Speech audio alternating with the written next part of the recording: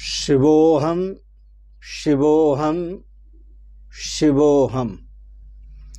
ओम सच्चिदानंदरूपाय विश्वोत्पत्त्यादिहेतवे तापत्रय विनाशाय श्रीकृष्णाय वयं नमः। श्रीकृष्णाय वयं नमः। ध्येयं सदा परिभवग्नमभीष्टदोहं तीर्थास्पदं शिवविरञ्चिनुतं शरण्यं भृत्यार्तिहं प्रणतपालभवाब्धिपोतं वन्दे महापुरुष ते चरणारविन्दं। वन्दे महापुरुष ते चरणारविन्दम्। ओम। पूर्व प्रसंग में आप श्रवण कर रहे थे श्रवण भक्ति अत्यंत श्रेष्ठ है। श्रवण भक्ति से ही रुक्मिणी जी को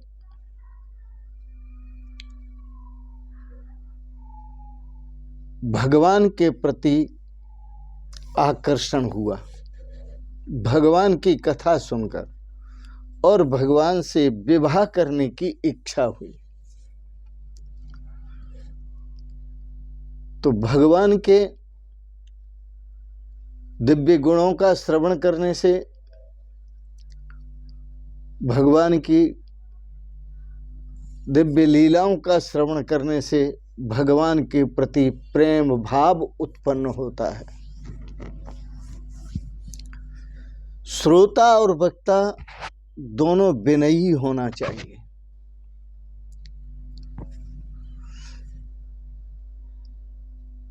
श्री सूत जी शौनक आदि ऋषि ऋषियों को जो श्रोताओं के रूप में हैं, उनको साधुवाद देते हैं, धन्यवाद देते हैं।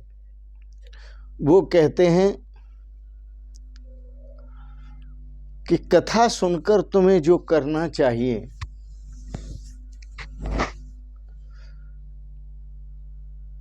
हे ऋषियों, तुम वही करते हो। इसलिए तुम शांति से कथा सुनते हो, और तुम शांति से कथा सुनते हो तो मेरे मन को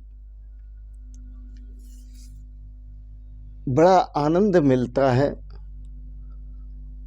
और कथा कहने में मेरा मन भी भगवान में स्थिर होता है। तुम ज्ञानी हो, प्रभु प्रेम में पागल हो,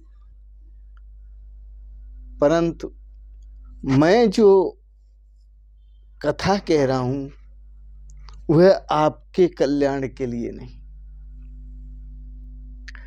मैं जो कथा कह रहा हूं वह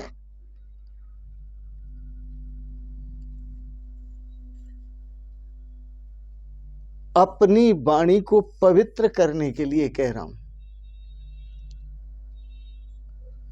आप जो भी पाठ करते हैं, पूजा करते हैं, भगवान का गुणगान करते हैं, भगवान की कथा लीलाएं सुनते हैं, पढ़ते हैं, उससे आप अपना मन, अपनी वाणी को पवित्र करते हैं। मैं भी श्रीमद् भागवत की कथा कहकर वाणी को पवित्र कर रहा हूं। श्री पुष्पदंत आचार्य ने अपने स्तोत्र में, सिंहमहिमन स्तोत्र में बड़ा सुंदर कहा, मम त्वेतां वाणी गुण कथन पुण्येन भवता पुनामीत्यर्थेऽस्मिन् पुरमथन बुद्धिर्विवशिता। उन्होंने कहा, मैं आपको कुछ सुनाने नहीं चला। सूत जी ने शौनक आदि ऋषियों को कहा, मैं तो अपनी वाणी को पवित्र करने के लिए चला हूं।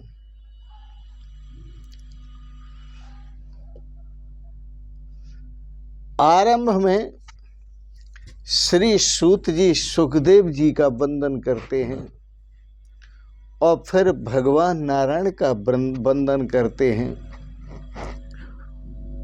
नारायणं नमस्कृत्य नरं चैव नरोत्तमं देवीं सरस्वतीं व्यासं ततो जयम् उदीरयेत्, ततो जयम् उदीरयेत्।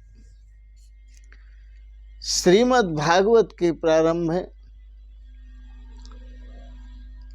भगवान को वंदन करना चाहिए, ऋषियों को वंदन करना चाहिए। जगद्गुरु शंकराचार्य ने भी श्रीमन नारायण का वंदन किया। वंदन करने से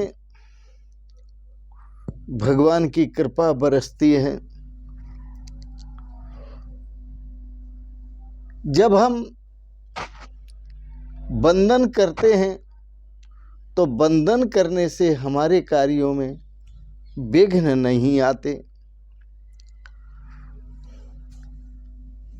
क्योंकि जब हम भगवान का भजन करते हैं तो बहुत सी बाधाएं उत्पन्न होती हैं। भगवान की लीला सुनते हैं तो बहुत सी बाधाएं उत्पन्न होती हैं। तपश्चर्या करते हैं तो मन के अंदर बहुत से विकार आते हैं। स्त्री है, द्रव्य है, बालक है, इन सबका जो संग है वो बाधक है, बाधा डालने वाला है। सूत जी सरस्वती जी का वंदन करते हैं, व्यास जी को वंदन करके कथा आरंभ करते हैं। सबई पुंसाम परो धर्मो यतो भक्तिरधोक्षजे अहेतुक्य प्रतिहता ययात्मा संप्रसीदति। श्रीमद् भागवत में कहा, जिस धर्म से मन के, जिस धर्म से मनुष्य के दिल के अंदर भगवान की भक्ति जगे, भगवान के प्रति प्रेम जगे, भगवान के प्रति अनुराग जगे, वही धर्म श्रेष्ठ है। भक्ति भी एक ऐसी होनी चाहिए जिसमें किसी प्रकार की कामना न हो। कामना रहित भक्ति से हमारा हृदय आनंदित होता है।